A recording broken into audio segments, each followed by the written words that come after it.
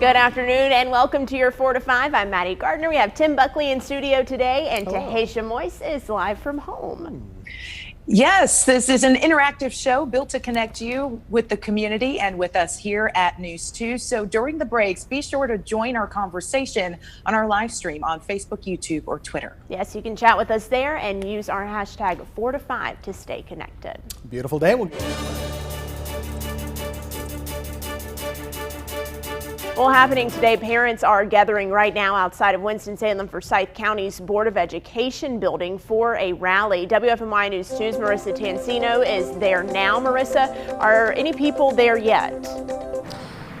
Yeah, Maddie. Well, I've gotten a few messages from parents that say that they are pulling into the lot right next to the Board of Education meeting. So it seems that parents are starting to show up now, and this rally is all to fight to get their children back to the classroom. Now, this is set to start ahead of tonight's Board of Education meeting, which is at 6:30, where the board is set to discuss next steps when it comes to the reentry plan. Now, kids were actually set to go back to the classroom, some children yesterday, but last week the board announced that that plan is delayed in light of rising coronavirus numbers. Now, I spoke with some of the parents that are planning to be here today last week, who told me, one mother said that her son has actually struggled with remote learning so much that he's been in therapy because of it. So a lot of the parents here frustrated with the given situation and asking for some relief when it comes to remote learning because their children have been struggling. Now, on the other side of things, the Forsyth County Association of Educators held a rally here just last week saying they want a safer return to the classroom. Last week, the Association of Educators sent a letter to the board outlining the clear plan that they want to see going forward before reopening. So again, parents starting to get here in preparation for this rally today ahead of the Winston-Salem Forsyth County Schools Board of Education meeting. That meeting starts at 6:30, so we'll keep an eye on things here and we'll check back in with you in a bit. Thanks, Marissa. New this afternoon, all students at Southwestern Randolph High School will continue with online learning after several different positive cases of COVID-19 at the school. The school says all students who are in Group B will come back to school on November 5th, while Group A students will return on November 9th. The school learned of several cases at the school, including one yesterday. The district says anyone who may have been in close contact has since been notified. Last night, Rockingham County schools voted to move all remote learning starting on November 9th. The plan approved by a vote of 4-2. The Board of Education did say that they will reevaluate the current plan again at the December board meeting. With just 1 week until Election Day, both presidential campaigns are focusing in on key battleground states, including North Carolina. Today, Vice President Mike Pence made a stop at PTI Airport. He spoke at a Make America Great Again rally. The Vice President spoke about President Donald Trump's accomplishments in the last 3 years. And as your Vice President, and as the proud father of a United States Marine, I can report to you that we are finally giving our soldiers, sailors, airmen, Marines, and Coast Guard the resources and the support that they need to defend this nation. After leaving the Triad, Pence is holding rallies tonight in Greenville, South Carolina, and in Wilmington. Meanwhile, President Trump and Democratic nominee Joe Biden are also busy out on the campaign trail today. Biden made 2 stops in Georgia, trying to flip a traditionally Republican state blue, while President Trump is making 3 stops in Michigan, Wisconsin, and Nebraska. Former President Obama is also campaigning for Joe Biden in Florida today, while First Lady Melania Trump will hold a rally for President Trump in Pennsylvania. Now, if you want to vote by mail in North Carolina, you have less than an hour to request your absentee ballot. The deadline is 5 o'clock, and you can go to the Board of Elections website and find the absentee ballot request portal. The page is going to look just like this. But here's the thing. Your ballot has to be postmarked by Election Day, November 3rd, for it to be counted, and that's a week away. Keep in mind, the Board of Elections still has to receive your request, mail you your ballot, and then you have to fill it out and send it back all before Tuesday. So what are your options to make sure that your ballot is back by Election Day? If you still want to vote absentee, you can get your ballot mailed to you and return it in person at a polling place, but you still have to request that ballot before 5 o'clock today, and you have to return it during early voting, and that ends on Saturday. Once again, keep in mind the Board of Elections still has to mail that ballot to you. Early voting is your second option. It runs through October 31st, and if you're worried about going inside to vote because of the pandemic, you can actually do curbside voting at any early voting site if you're high risk for virus complications. Finally, you can always vote in person or curbside on Election Day. And one more time, that is a week from today, November 3rd. With just a week until Election Day, I'm sure many of us are thinking, when will those political ads we see on TV come to an end? Either online or TV, right? They are kind of impossible to avoid. Now, with all the ads this election year, some of the attacks may be considered too far for some of you at home. And the question is, should they be allowed in the first place? Our sister station takes a closer look for us. Biden wants to surrender our country to the virus. It could come down to a handful of voters just like you. This is the reality of Trump's COVID response. So with just days to go until the election, why do you have to see so many political ads on your screen? Turns out we have to run them, at least when it comes to political ads. When it comes to most qualified candidates who are on the ballot for federal office, TV stations cannot refuse to run their ads for any reason, including content. And that's because, according to FCC laws, stations, they can't censor or edit. It even means a candidate can take a clip from KHU11 from a newscast and manipulate it to make it look like an endorsement when it's not. According to the law, stations have to run it as is, and the law is the same when it comes to outright lies, too. But there is one reason stations can reject ads. That's if they violate federal obscenity laws. And that's the why behind all the political ads you're seeing this time of year. Yes, and I wish that you could just press a button on social media, on TV, on the mail, that once you voted, you will stop being hit with these ads. Yeah, it's like every day I will get at least 3 text messages. I've gone to now just block every single number or text stop so that I'll stop getting them. Then you got the mail inserts, and then you get them on TV. It's almost to the point where some of those commercials I can almost say verbatim because I've seen them so many times. Absolutely. I think mail this year has really been it for me. I've gotten more pieces of mail than I've ever gotten before about this election, Tahisha. Yeah, and it's interesting, too, because you'll get the same insert multiple days in a row. I think I got the message the first time. Yeah. Save your post stamp.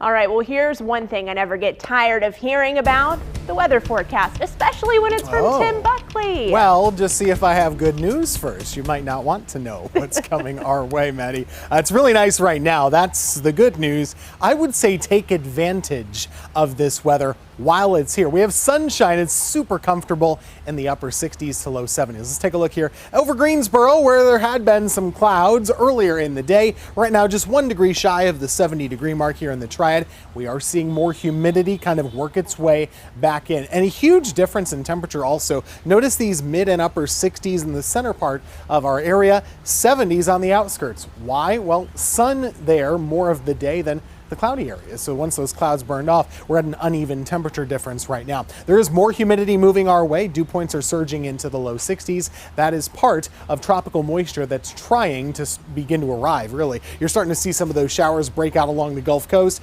That is what we can expect tomorrow. Some clouds around and a few showers. Nothing major, but there will be a little bit of rain from time to time coming up on Wednesday. Not likely in the morning, but by midday, scattered showers will be possible, and into the afternoon and evening, just kind of have the umbrella handy and ready to go. By Thursday, things get more serious with the remnants of Hurricane Zeta headed our way. I think we're in the line for heavy rain and high winds. We'll have more on that in just a few minutes. Here's tomorrow, though, starting out with a little bit of patchy fog, clouds increasing through the day, and at least that chance of a couple spotty showers from time to time. Will still be in the low to mid 70s for those high temperatures. Coming up, we'll talk more about what used to be Hurricane Zeta. It's now a tropical storm. It is headed our way. I'll have the latest on the track and what I expect for our area next. All right, let's turn now to your 4 to 5 roundup. Judge Amy Coney Barrett is now Justice Amy Coney Barrett. She's finishing up her first day on the job at the United States Supreme Court. Last night, the Senate confirmed Barrett and solidified a 6-3 conservative majority on the bench. Every Senate Democrat voted no on her confirmation. All but one Republican, Senator Susan Collins, voted yes. Justice Barrett will now sit on the bench to hear cases about the Affordable Care Act, among other high-profile issues. The U.S. Health Department says it's sending nearly 3.2 million rapid coronavirus tests to North Carolina. The antigen test can diagnose COVID-19 in as little as 15 minutes. The department says it is up to Governor Roy Cooper to distribute those tests to students, teachers, nursing home patients, and staff, as well as other essential workers. As of Monday, more than 1.3 tests were shipped to our state. But what's the latest on a COVID-19 vaccine? Well, one trial is showing promising results in treating both older and younger adults. AstraZeneca says it is seeing a positive immune response for adults older than 56 and in the higher risk group of people older than 70. Older people have been prone to more serious complications from the virus. And out-of-control wildfires in California have forced tens of thousands of people from their houses. An electric company is now investigating whether its equipment might have sparked the Silverado fire. The utility said a wire may have hit a 12,000-volt conducting line. Utility equipment has been blamed for several destructive wildfires in recent years. Forecasts call for Santa Ana winds topping 50 miles per hour where those major fires are. Halloween might be the next big holiday, but holiday season, of course, is right around the corner. Why experts say you need to start your holiday shopping even earlier this year. Plus, a Greensboro staple is finally reopening to the public. A look at the new features the Carolina Theater is implementing to keep you safe. Coming up next.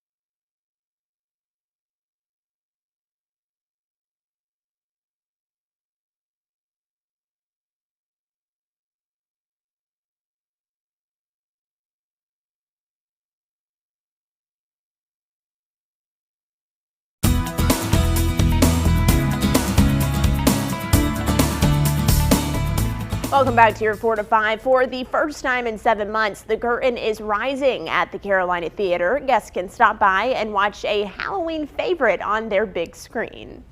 New COVID-19 guidelines are in place to keep everyone safe. WFMY News 2's Candace Red shares what guests can expect when they arrive. Before you enter the Carolina Theater of Greensboro, a staff member will check your temperature using a thermal scanner. Guests can also be sure to wear face masks, practice social distancing, and fill out a COVID-19 waiver of liability form. But once inside of the entertainment venue, you'll notice some changes to help slow the spread of COVID-19. Well, hand sanitizer dispensers will be available throughout the theater. Guests, however, will not have access to water fountains. Well, touchless restroom fixtures will also be installed for safety, including toilets and soap and towel dispensers. Staff will also be consistently cleaning, sanitizing, and disinfecting frequently touched surfaces. That includes seats, bathrooms, railings, and more. We want to give an opportunity for people to come out and do something on the big screen, get into the big Carolina Theater, and enjoy the movies. We've got a whole array of movies in November that are going to be announced, and with any luck at all, we'll be able to do our holiday movies in December, which are so much a community treat and favorite.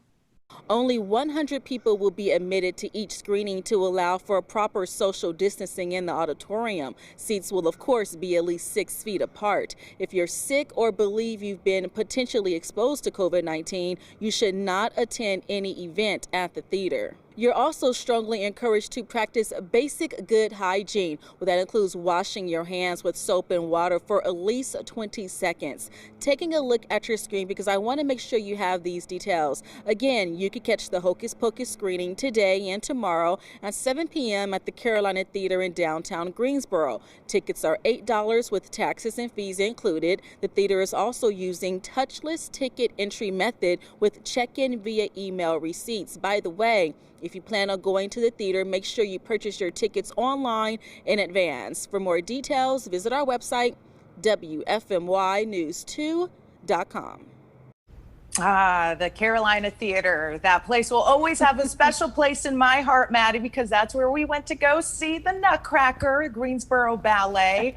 And it's been a while since we've been able to get back in there. I know, I was thinking of that the whole time we were watching that file footage of the auditorium. It's just so much fun, and I just hope that, we'll be able to all do live performances here soon. In the meantime, I'm excited to hear that they have some new safety precautions in place so people can get in there and watch holiday movies, starting with a pretty good one, Hocus Pocus. Solid choice. It's funny that you mentioned that it was good, because I just looked it up on Rotten Tomatoes, and it's only listed as a 38%, which I think is wrong, because people really enjoy that movie. Yeah, you can't trust what they say, I guess. All right, more of the 4 to 5's coming up after this. Join our conversation on our Facebook page. What's your favorite Halloween movie? Let's get that conversation started. We'll see you there.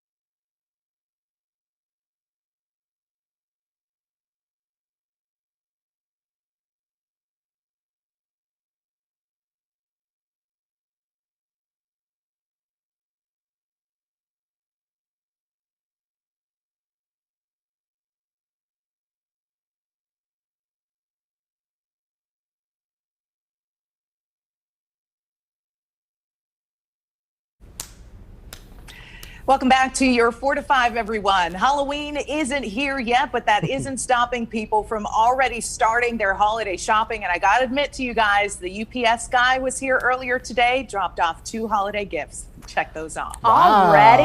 Okay. I'm impressed. You know, I've seen the Christmas decorations at the store, but haven't even thought about doing any holiday shopping. A lot of people have. There's a recent study out. It's by a firm, and it found nearly half of people started buying gifts online in September. September. Wow. It's really early. But the shift to the web, you know, shopping online during the pandemic, it really is having a big impact on local retailers. Anna Warner has more. It's just really one of a kind. It's just Louisa Cerruti and Nikki Lindheimer opened their tiny store Domus with its gifts and home goods in Midtown Manhattan 18 years ago. But sidewalks normally bustling with people are now often silent. This holiday season, Cerruti says, they're likely to lose hundreds of thousands of dollars. for 3.5 weeks before Christmas, we do 1/4 of the entire year of business. Experts say foot traffic in retail stores is down, and consumers are cutting spending too. Around 52% expect their total holiday spending to be less than last year. And according to a recent survey, nearly half of respondents plan to do their holiday shopping online. Ariane Durrell is one of them. Just to be a little bit safer. The Marietta, Georgia mother says she's ordering early because of a snafu this summer.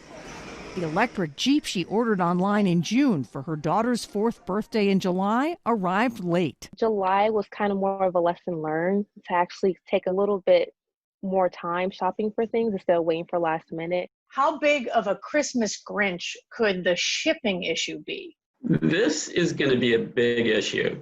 Ken Perkins with the research firm Retail Metrics says online holiday shoppers should start now. You're looking at a potential doubling in the number of e-commerce orders this year. I think this year, if consumers wait till the last minute, they're going to be deeply disappointed. So what's the spending forecast for this season? Well, Perkins says it could go either way. With unemployment and stimulus uncertainty, people may not spend as much, or because they're not traveling, they may feel they need some more retail therapy.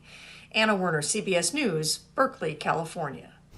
Yeah, I will say, I have thought about possible shipping delays because even things I've ordered over the summer have still not arrived. And so I am a little bit concerned. I reached out to that company, by the way, and tried to cancel the order. And then miraculously it arrived in 2 days. Okay. So. I am just a procrastinator. I am not really ambitious about my Christmas shopping. I am pretty bad at it. And people know this, so they get what they get. I think I end up with pretty good gifts at the end, thoughtful ones. It's because you set the expectations low, and a lot they're of easy handmade cards, coupons for, I don't know, whatever. Forecast. Remember when you were a kid, you write those coupons like, hey mom, you get a back rub. No, here's what you need to get people. You need to get them cleaning products and wipes, because you will be the best person everyone will want to be around, because no one can find them in stores. Tahisha, Tim was saying during that story that he expected to see your Christmas tree soon. Where's the tree? Oh yeah, I got to switch it out. I'll work on it. From the ficus to the Christmas tree. She's ready. 4 to 5's coming right back.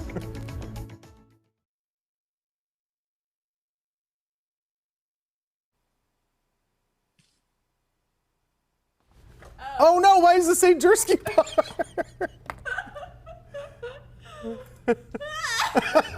I just got it from an image.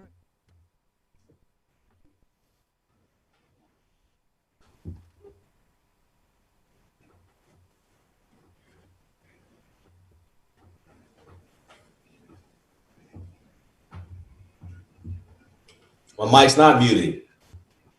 Mic's not muted, bruh. Can you hear me now, Bradley, Father Tom?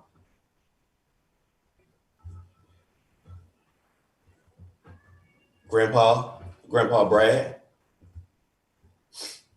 Who cares? That's what I'm saying. And like I said, my mom's still mad at you, Brad. So I'm bringing her up there to your house because I know where you live. Hey, bro, just go how it is set up already. I hate cats, FYI. I'm not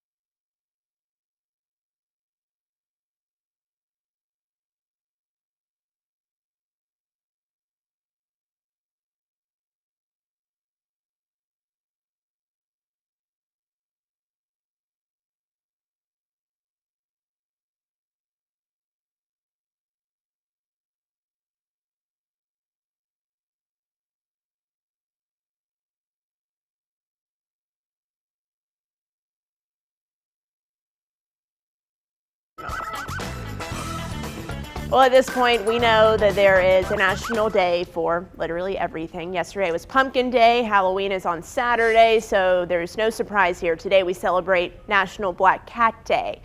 Our own Jalen Gilkey, who apparently loves cats, I just learned, is taking a look at what you are doing today. People sharing photos of their black kittens.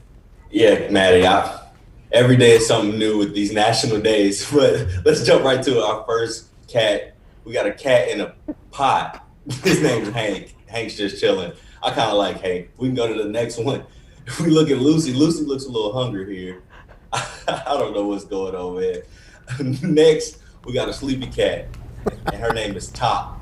We got a cat in the bed. Next, we got another sleepy cat. What? We got an old sleepy cat. This is 20-year-old Salem. Let's go to the next one. Then we got a beautiful black cat that's 13, and her name is Jazzy. Jazzy seems to be minding her own business. And our last submission comes from, this cat right here. His name is Elliot. He seems a little mischievous. I'm not gonna lie to you. Jalen, but I'm gonna be honest, Maddie. I really don't like cats, and this is probably the worst. This is the worst topic we have ever done on this show. I'm gonna be honest. This is least favorite day of the year, right? But the way you described each of those cats, it was so good, Jalen, and all of them are precious. I loved every single one of those cats, but you've made me cry, and I'm not supposed to be touching my face, so I can't even wipe the tears away because I laughed so hard. Sleepy cat is redundant. They're all sleepy. They're all sleeping right now. Don't need to say sleepy, it's just implied. We'll be right back.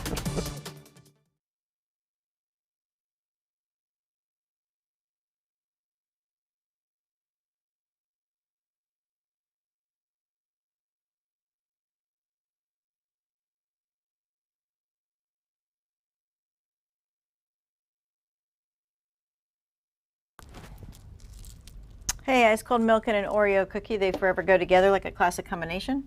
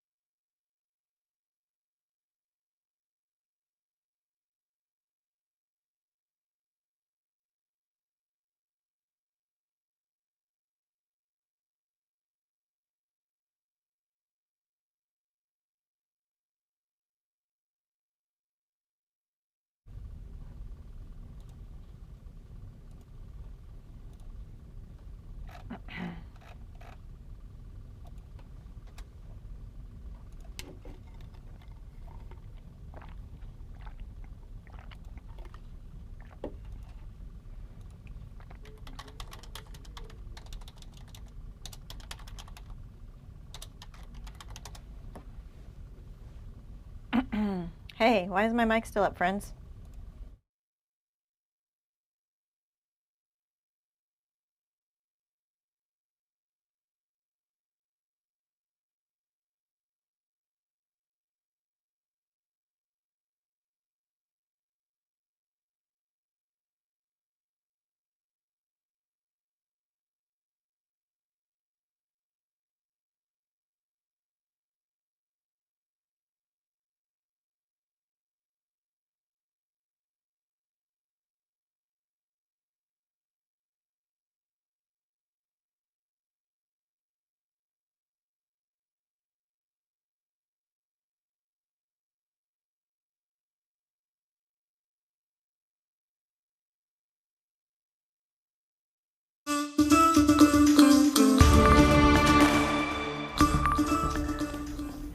Hey, welcome back to your 4 to 5. I'm Tahisha Moyes, working from home. Maddie Gardner and Tim Buckley are in the studio today. We sure are. We are ready to inform you, make you feel connected, and let you into our world. That's right. Yes, and use that hashtag 4 to 5 to stay connected when you post on social media. And Tim's going to update us on the forecast a little bit later on. Yeah, nice now, but we do have some big weather coming our way on Thursday, so we'll get to that in just a couple minutes. All right, before that, let's get you caught up on the news of the day. It is the largest coronavirus outbreak in the Triad, and it continues to grow. Loved ones say they are worried about people in the Alamance Healthcare Center after new cases and another death was reported at the facility. WFMY News 2's Grace Holland spoke to a woman who says her brother is one of the residents who tested positive. The outbreak here at Alamance Healthcare Center is also the second largest in our state.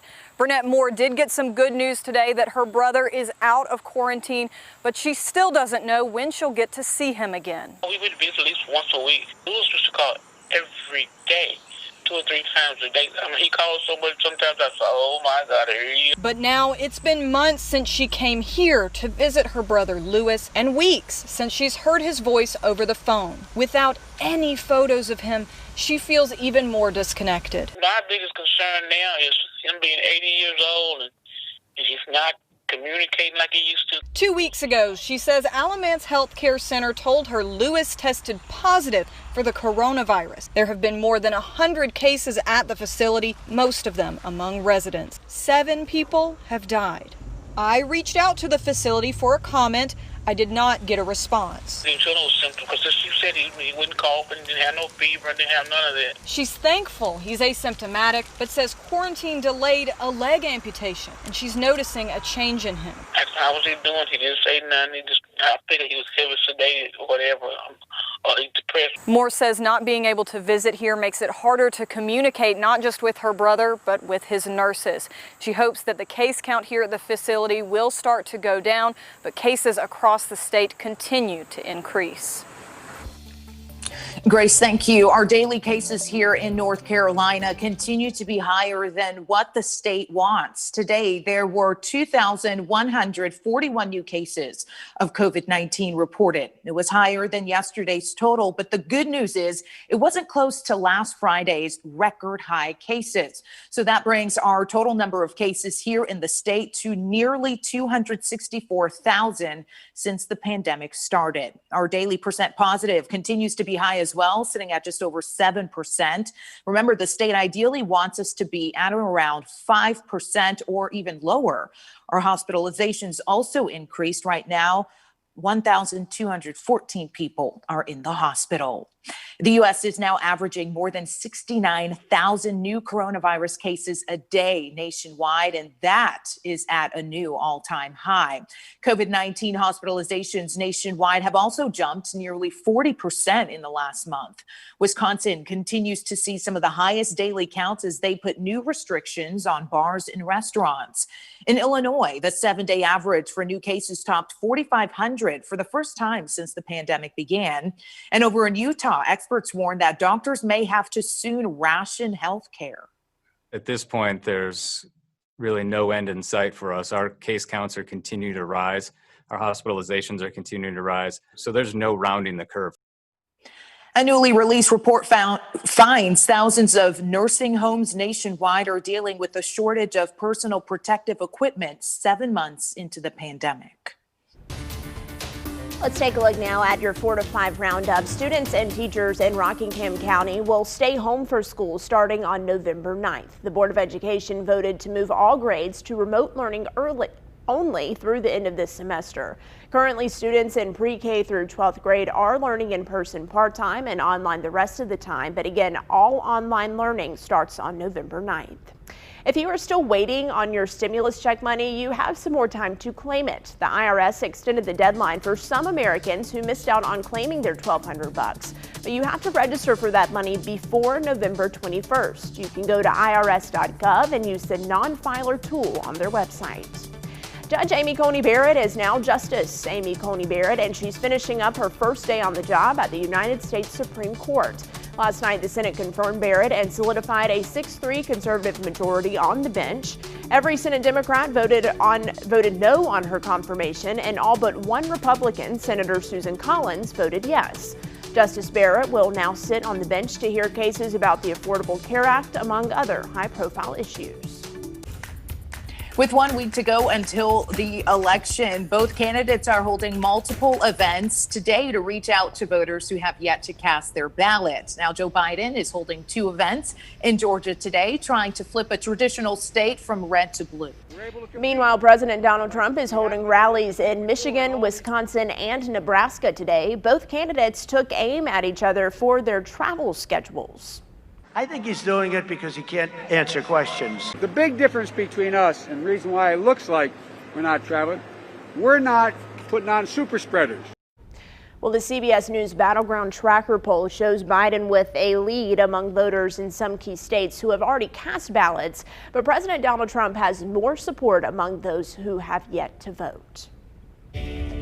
Joe Biden's campaign logo has been the target of online claims. Now, some say it's a subtle sign that supports something other than his election. But don't believe everything you see online, at least until our verified team takes a look at it for you.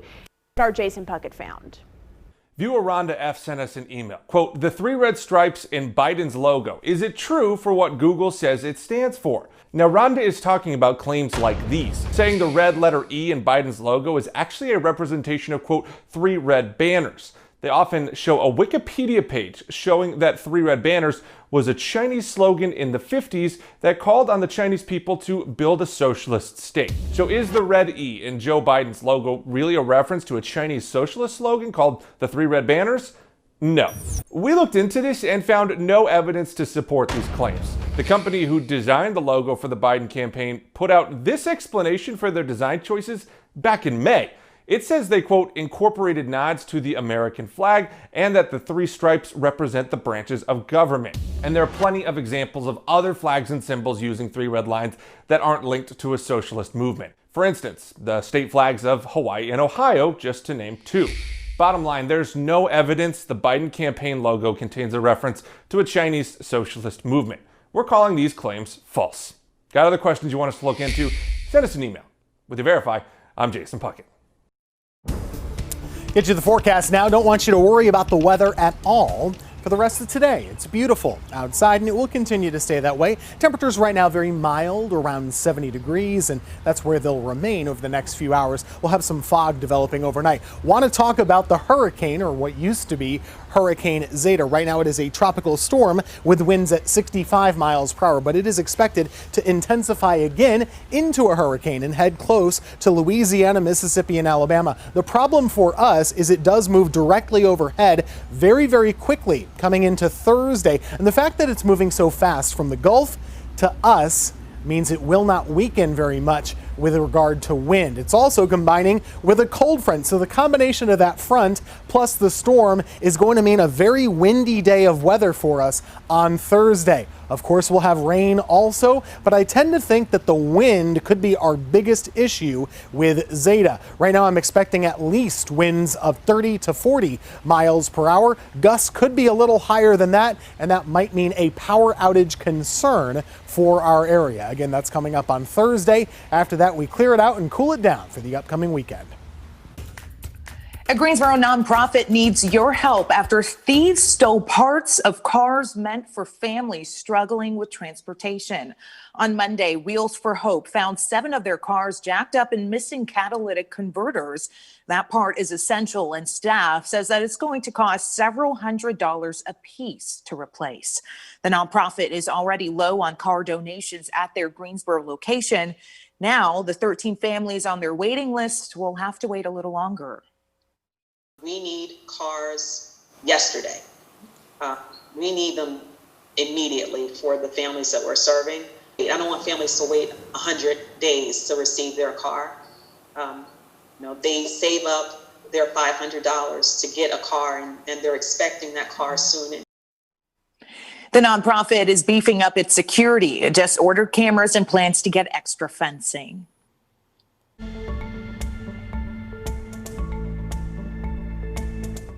This right here is Stuff a Stocking, one of the Salvation Army Christmas programs. We know it very well here at WFMY News 2. I mean, we're one of the sponsors, and for years and years and years, we've helped fill those very stockings. Absolutely, and I think last year's goal was right around 20,000, so these stockings are really needed to help families. Yeah, but once again, COVID is changing things up. The stockings are handled multiple times. By the time they get out to donors, those get filled, they get bagged. Just stuffing a stocking, you're handling multiple items, just trying to make sure that we do Christmas as contactless as possible. And the stockings really do require a lot of contact. The other part of the challenge with that is the folks who normally partner as the pickup and drop off sites are operating with dining rooms not open. So think about it. You used to drop off and pick up your stocking at one of those chimneys, right? And that used to be inside the Chick-fil-A. Right, and they're not doing dine-in anymore. It's drive-through only. So what do? There's nowhere to pick up a stocking like this. That's right. So it's disappointing for sure that the Stuff a Stocking campaign is not going to happen this year. It is suspended, but the Salvation Army is doing what all of us are doing, right? We're coming up with new ways to make sure that we still help the people that we need to help. So we're going to take a look at how you can do that coming up at 6 o'clock. Now, what about if you need help finding a job or with unemployment issues? We have two experts coming in at 5:30 to talk jobs and unemployment. Text your questions 336-379-5775.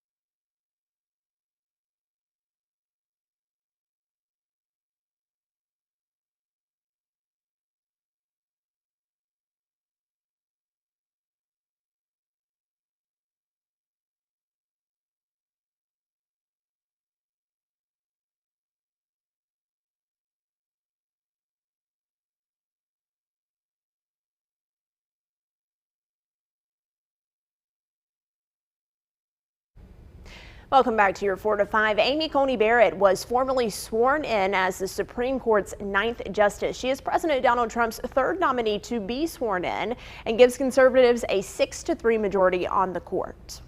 Now, that majority has a lot of people talking about the idea of court packing. Basically, it means adding a majority to one side of the court to secure a more favorable outcome for either Republicans or Democrats. Although it looks like court packing may be new, it turns out it's been a huge part of recent American history. Court packing. We keep hearing the term, but what is it? Where did it begin? And why does it matter for everyday Americans? The term court packing first came to be in the 1930s during Franklin Delano Roosevelt's presidency. A very conservative Supreme Court majority of 5 was blocking essentially every piece of progressive legislation that was coming before the court on the grounds that it violated so-called freedom of contract. So you would have legislation that would say that you couldn't use child labor, and the Supreme Court said, but that violates the freedom to contract with children for their labor. FDR had won in both an electoral and popular vote landslide, and the American people backed him and his policies. But the court, which leaned conservative, didn't reflect that, which became increasingly frustrating to the president. He proposed to increase the number of justices, or pack the court, to reflect the fact that the American people overwhelmingly wanted his proposed progressive legislation to get through the Supreme Court and better the lives of millions of Americans. The effort to do so was very unpopular, even though Roosevelt was a very popular president and had just been reelected. And so he abandoned the process, but the pressure on the Supreme Court was quite strong, and ultimately one of those 5 justices in the majority switched sides and began allowing this legislation to go forward, and that really saved the legitimacy of the Supreme Court. Professor Schiff Berman says our current crisis is arguably the same as FDR's, but the roles and timing are reversed. Unlike FDR, President Trump did not win a majority of the vote, and according to Pew Research Center, his approval rating currently sits at 38%, meaning his policies do not reflect the average American. The court really threatens its own legitimacy if it ever gets too far ahead or behind the American popular consensus. And so at the time of the New Deal, it was clear that the court had gotten behind where the American public were, and that created this court-packing crisis. Arguably, we are now approaching a similar kind of crisis of legitimacy for the Supreme Court, and we'll have to see what happens going forward. Now, I love when we get to air stories like that because it kind of puts our current, climate into context with history. And I know sometimes we learn a little bit about this in our civics class in high school, but it's been many years for a lot of people. Absolutely. And then we've been hearing about it for the past 3 weeks because it's been a question in presidential debates and interviews with the candidates here. But Tahisha, as of right now, according to a new poll by the New York Times and Siena College, most Americans do not want court packing to happen. Only about 31% of the 1,000 people polled said that they would be in favor of adding more justices. So it doesn't seem to be a popular idea, at least among American voters just yet, but we will see what happens. More of the 4 to 5 is coming right back.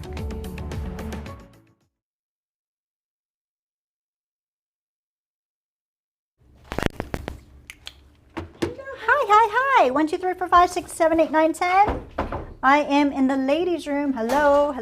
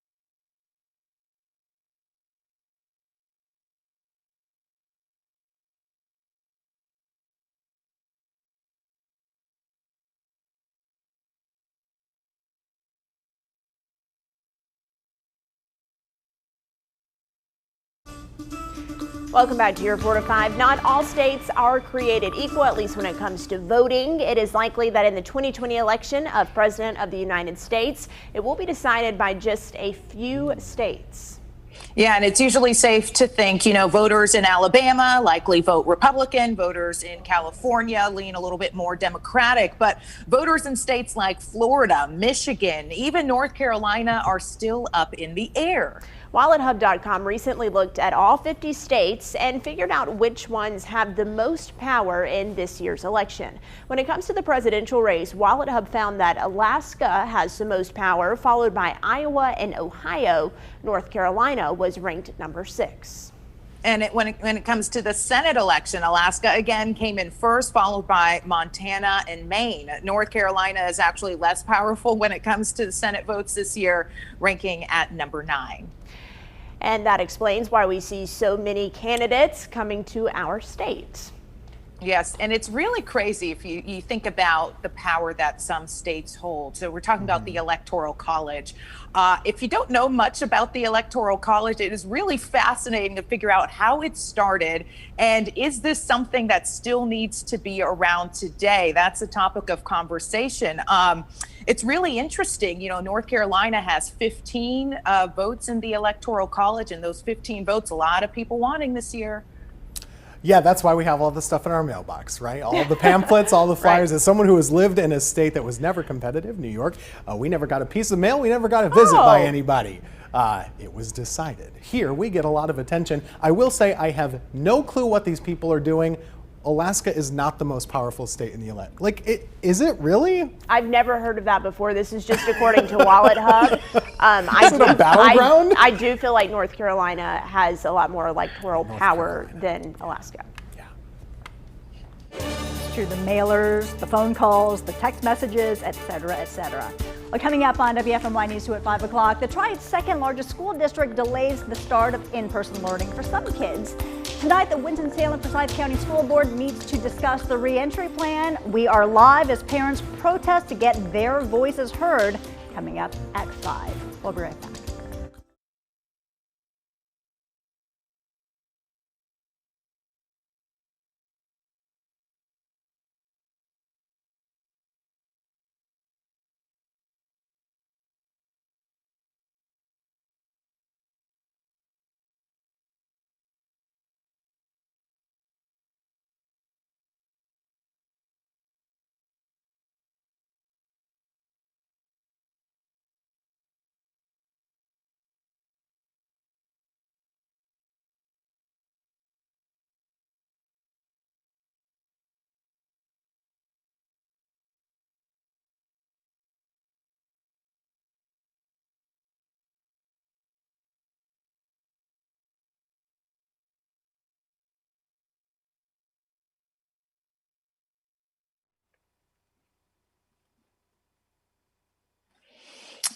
Yes. Several Triad parents protest over school reentry plans in Winston-Salem while the hunt for a new superintendent.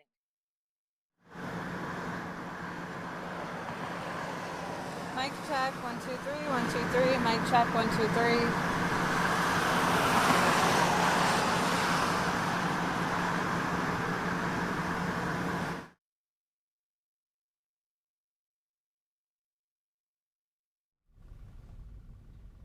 Hey, ice cold milk and an Oreo cookie, they forever go together. Hi, Callie. Hello. 1, 2, 3, 4, 5, 6. 5 o'clock news. Come around. Winston-Salem Schools. Hi there, Winston-Salem-Forsyth County Schools, after Dr. Angela Harrison announced that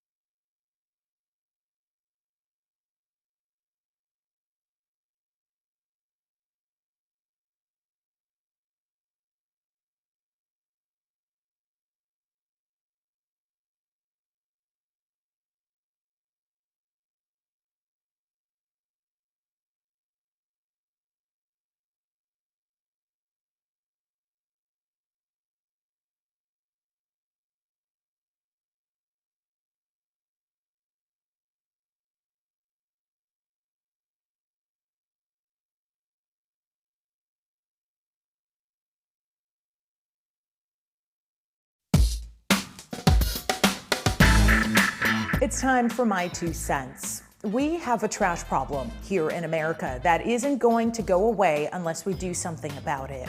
According to the EPA, the average American produces about 4.5 pounds of trash per day, which is wild if you really think about it. Let me break it down.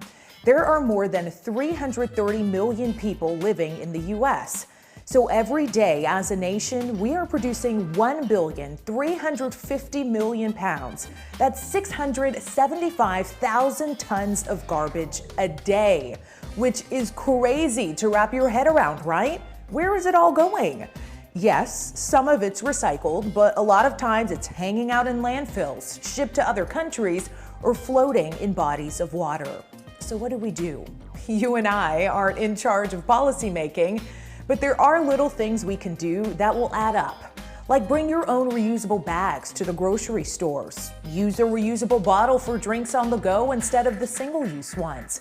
Buy things in bulk to reduce waste.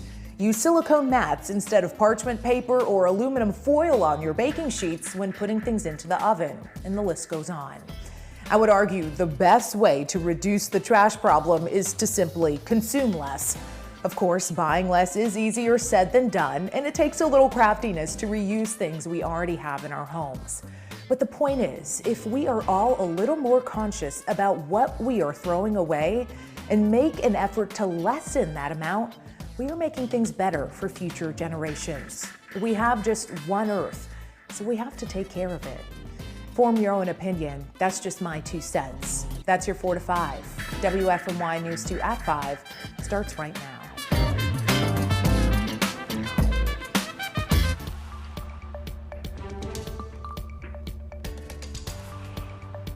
Several Triad parents protest over school reentry plans in Winston-Salem, while the hunt for a new superintendent continues. Meantime, Rockingham County school leaders surprised many parents after voting to return students to remote learning full-time. Some Triad schools are making adjustments as coronavirus trends head in the wrong direction. So let's start in Winston-Salem, where a few parents are protesting before the Board of Education's meeting tonight. WFMY News 2's Marissa Tansino is live there now with more on what they want. Well, Tahisha, some of those parents starting to trickle in now for this rally. You can see some of them are standing at the door in front of the Board of Education building, saying that they're holding their spot in line to sign up to speak for tonight's meeting. They say after that they plan to come over here and hold some signs for the rally. Now, parents started showing up around 4 o'clock today, and they're coming out saying that their children struggle with remote learning and it's time to get them back to in-person learning. This comes after the district decided to delay reentry plans last week and are set to discuss next steps at tonight's meeting, which starts at 6:30. Evie Grubbs is a 6-year-old we talked to, and she plans to speak before the board today. She told us a little about what she plans to say. I want to go back to school because it's not good for your brain when you're on just a computer, because it's not good for you. Now, we also spoke with the president of the Forsyth County Association of Educators. Now, President Val Young says that they want to see a solid plan in place before reentry happens. The best outcome is that we have the proper protocols in place, that the numbers are lower, and that everybody in our school system will be safe. So again, parents out here today standing at the door to the Board of Education building ahead of the school board meeting, which starts at 6:30 tonight. At the meeting, the board is set to discuss next steps for the reentry plan, whether that's to send kids back next week or delay it further. Marissa, thank you. The search for a superintendent is another major topic for Winston-Salem Forsyth County Schools after Dr. Angela Hairston announced her resignation. As WFMY News 2's Adoria Chumba shows us, some groups are asking for transparency in the process. The board's agenda includes an overview of the superintendent's search process. And with under 3 weeks before Dr. Hairston leaves, the lobbying has begun. She could not have left at a worse time right now in the middle of this chaos that we're kind of in. Varying advocacy groups have conjured up 3 names for interim leadership. Former Superintendent Dr. Don Martin, who served for 19 years, Dr. Kenneth Symington, who recently served as interim superintendent before retiring, and current Deputy Superintendent Tricia McManus, just hired in December. The ministers' conference is already lobbying in support of Symington. We don't want the board to make a knee-jerk decision right now at putting someone at the helm of such an important position and at such an important time where our children are going to be further impacted. Others say whoever leads the district must put children, teachers, and staff first. I just hope we can find somebody that really wants to fight for our kids. A strong leader that understands the very unique needs of the community. Recruiting and retaining high-quality educators and classified personnel, it should be a priority for any new superintendent. And I reached out to Drs. Martin and Symington for a response, but they would not comment on the subject. I'm still waiting to hear back from Dr. McManus. Adori, thank you. Rockingham County Schools is going backwards. The school board voted to return to all remote learning after a spike in the county's coronavirus metrics and a school year riddled with temporary closures for deep cleaning. WFMY News 2's Jess Winter spoke with parents who are mixed about the move. Rockingham County's numbers are climbing, teachers' concerns mounting, but parents tell me they should have also had a say. To get the news that we got yesterday was pretty devastating. At the Rockingham County Board of Education meeting Monday, a vote to move back to Plan C, which means no more AB days and instead all remote learning. I haven't even told my third grader yet because he's going to be heartbroken. The vote was prompted by the county's coronavirus metrics. We're now at 8%. The 8% positivity rate is above the state's average. Teachers also weighed in on a staff survey, and 51% wanted to go back to Plan C. We were blindsided. You know, they said that they got surveys from the teachers on what their opinions were, but none of the parents were considered into that. Parents I spoke with saying 100% at-home learning is unreasonable between connectivity issues, work schedules, and mental health concerns. We live in an area that does not have internet access, so we are working strictly off of our mobile phone hotspots, and we get 1 bar of signal. I worry about my child's, his emotional needs. My husband and I both work full time, but obviously this is also an expense that we don't normally have to endure. The board said they wanted to give families time to prepare, so the district will be going all remote starting Monday, November 9th. Then the board will reevaluate that reentry plan on December 14th. Southwestern Randolph High School is also moving to remote learning after 3 positive coronavirus cases were reported on campus. One was reported on October 16th, another one on October 19th, and the last one on Monday. Face-to-face classes will start back up November 5th for Group B and November 9th for Group A. The school is working closely with the Randolph County Health Department to track who may have been exposed. We are officially 1 week away from Election Day, and nearly half of registered voters in North Carolina have already voted, but millions are still up for grabs. The candidates are focused on key states, including North Carolina. Vice President Mike Pence stopped in Greensboro this afternoon to drum up support. WFMY News 2's Kevin Kennedy was there for the rally at PTI.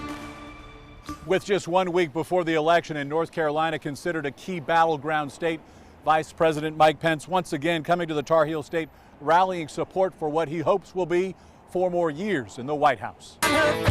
Vice President Mike Pence rallying support for his boss. North Carolina is going to say yes again to President Donald Trump in 2020. The presidential election 1 week from today. But I promise you, under President Donald Trump, we will always put American workers first. Many political experts believe the president needs to win North Carolina to have a legitimate chance at re-election. The battleground state certainly has become popular as candidates make several visits. In 3 short years, we made America great again. Supporters wore red, white, and blue and waved Make America Great Again signs. The vice president on the attack from the beginning. Joe Biden wants to raise taxes by $4 trillion. I feel like Donald Trump and Mike Pence got a really good plan. I feel like they had a good 4 years, and I'm ready for 4 more. The vice president ending the rally, encouraging supporters to vote. Now let's go get it done, North Carolina. Calling this a critical election in our nation's history. The vice president also had stops in South Carolina and Wilmington today. The election just 1 week away. At PTI, I'm Kevin Kennedy, WFMY News 2. President Trump is dumping across the Midwest today with a trio of rallies in Michigan, Wisconsin, and Nebraska. We're going to have a great red wave, people that want to go out and vote. In the meantime, Democratic nominee Joe Biden is in Georgia with multiple campaign stops aimed at possibly flipping the toss-up state from red to blue. With our voices and our votes, we must free ourselves from the forces of darkness, from the forces of division, and the forces of yesterday. Biden for president issued a statement on Vice President Pence's visit to Greensboro. He said, quote, "This trip won't distract voters from the Trump administration's egregious mishandling of the pandemic, which has sent North Carolina's economy into a tailspin and cost over 4,100 lives in the state." More than 3.4 million people have already voted in North Carolina. Here is the breakdown for you. Let's wait for it. There it is. More than 2.6 million have voted early, while more than 800,000 have sent in absentee ballots. Remember, early voting ends this Saturday. North Carolina has about 7.3 million registered voters. Speaking of absentee ballots, it's important to know the deadline. An important deadline, though, just passed a few minutes ago. You can no longer request an absentee ballot. We break down your other options in about 5 minutes. As coronavirus numbers across the state continue to rise, so does the largest outbreak at a Triad living facility. Alamance Health Care Center reported 12 new cases over the weekend, bringing the total to 167. They also confirmed another person has died, taking the total to 7. The outbreak is also the second largest active outbreak across the state. Today, the state health department confirmed more than 2,100 new coronavirus cases. It is the 14th day this month we have surpassed the 2,000 mark. 7.3% of tests are coming back positive, and Guilford County is reporting 255 new cases. That is the highest daily number of new cases to date. Now let's look at hospitalizations. These numbers are important because they're not affected by increased testing, and they give a grim reminder of how serious the virus is. Since October 6th, they've stayed above 1,000. All this week, hospitalizations have stayed near or above 1,200, with more than 90% of hospitals turning in their data. Who Wants to Know is talking jobs, and more jobs. And if this is you, a friend or a family member who's looking for a job, well, guess what? I have several opportunities for you, and they're all happening this week. First and foremost, let's start right here in Guilford County. UPS is hiring. Jobs are anywhere from $13 to $21 an hour. The hiring event is Wednesday from 11 to 1. Then on Thursday, there's a drive-through hiring event from noon to 3. It's in High Point. Check out all the companies that are listed at this one. All right, we're going to move on to Amazon because there are 2,800 North Carolina jobs up for grab. There are seasonal roles. Starting wage is $15 an hour and up, and you can apply online. In Forsyth County, there are 2 hiring events. Here's the first one. This is Triad Goodwill. They have a virtual job fair Thursday via Zoom. This is for positions at Wayfair Distributing. Friday, Winston-Salem Forsyth County Schools has a drive-through job fair at Parkland High School. It's from 9:30 to 12:30. Now, this is for a variety of jobs: bus drivers, painters, groundskeepers, custodial staff, HVAC technicians, and a whole lot more. All of this info is in the web story right here. All you have to do is look for it titled Jobs. Now we have 2 experts coming in at 5:30 to talk about jobs and unemployment issues. We want you to text your questions to 336-379-5775. Beautiful, very comfortable afternoon right now. Temperatures are a little bit above average, but not too much. We're in the upper 60s to low 70s currently with a good amount of sunshine. Winds are coming in out of the southwest, which means we're actively moving warmer and more humid air into the area. As we go into tomorrow, I am going to bring back a chance for rain. I think some scattered showers will at least be possible here. Just a couple from time to time in the afternoon, especially in the foothills. We could see a few of those rounds of showers get a little steadier too as the day wears on. So have the rain gear handy for Wednesday. You will not need it most of the time, but occasionally, especially for that midday and late day time frame, that's when we have the best chance of getting a little bit wet. Clouds are increasing. That is ahead of Tropical Storm Zeta right now in the southern Gulf of Mexico, headed toward Louisiana tomorrow night, and it'll be here Thursday afternoon. Coming up, we'll talk about the high winds we could actually see as that storm rolls through. They could be very impressive. Plus, the amounts of rain will really vary depending on where you live. That forecast is coming up in a few minutes.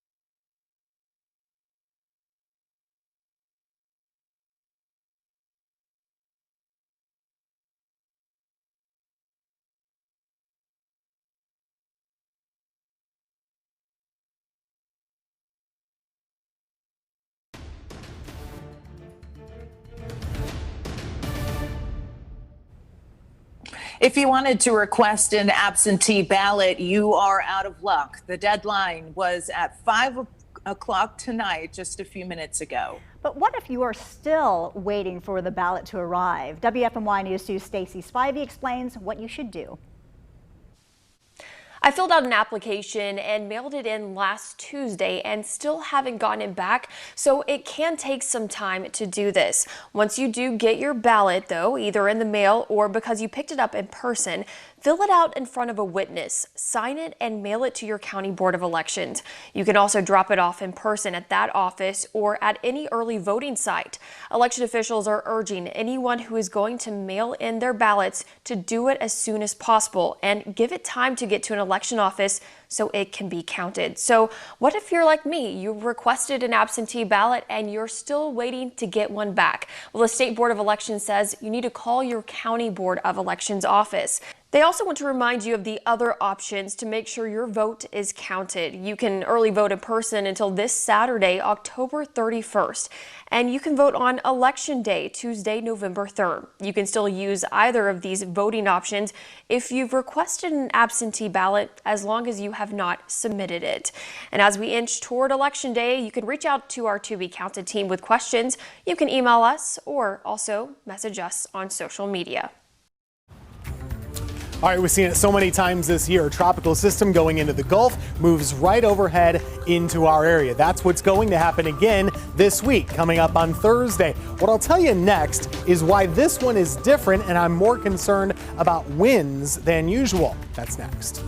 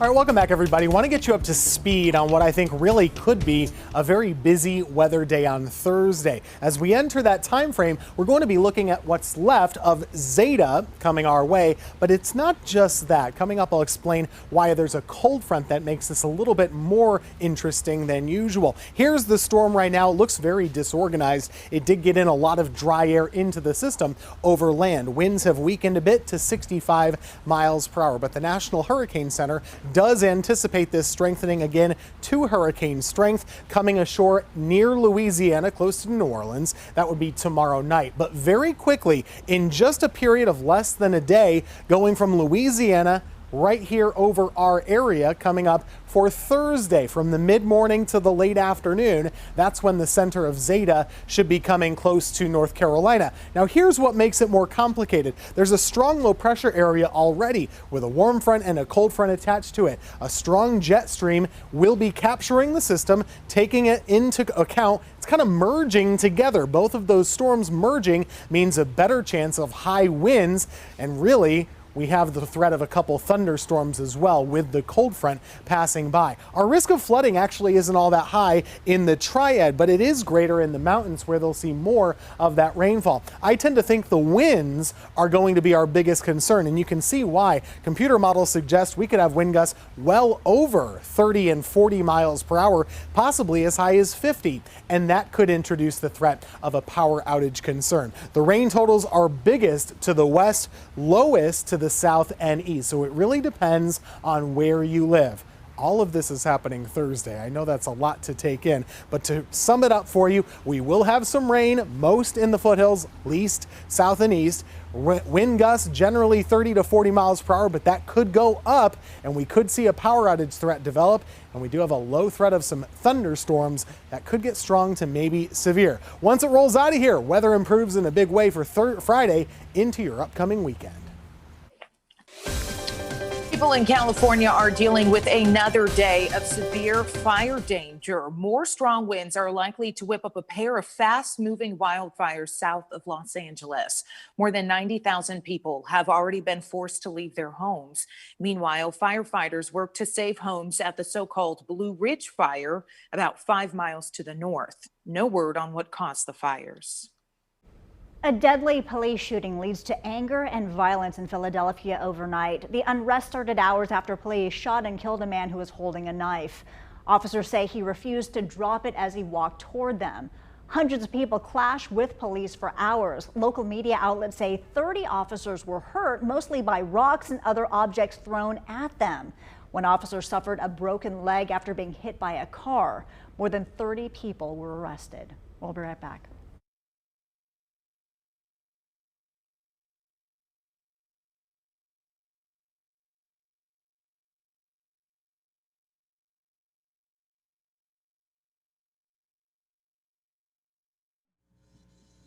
Okay, hey, Chris Rivera, go ahead, tell me what you had for.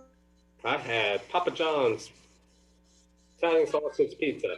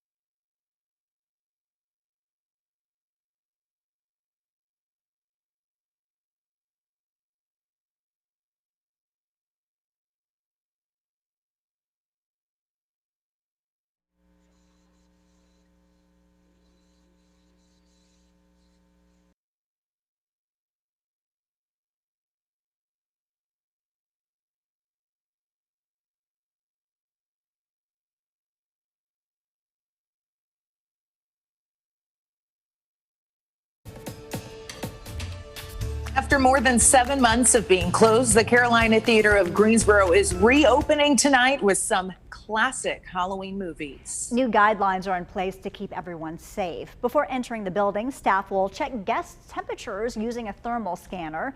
Guests must also complete a COVID-19 waiver of liability form, wear face masks, and practice social distancing. Staff will also clean, sanitize, and disinfect frequently touched surfaces such as seats, bathrooms, and railings. We want to give an opportunity for people to come out and do something on the big screen, get into the big Carolina Theater, and enjoy the movies. We've got a whole array of movies in November that are going to be announced, and with any luck at all, we'll be able to do our holiday movies in December, which are so much a community treat and favorite. Speaking of a treat, the Carolina Theater is showing Hocus Pocus today and tomorrow at 7 p.m. Tickets are $8. We have more information on our website, WFMYnews2.com.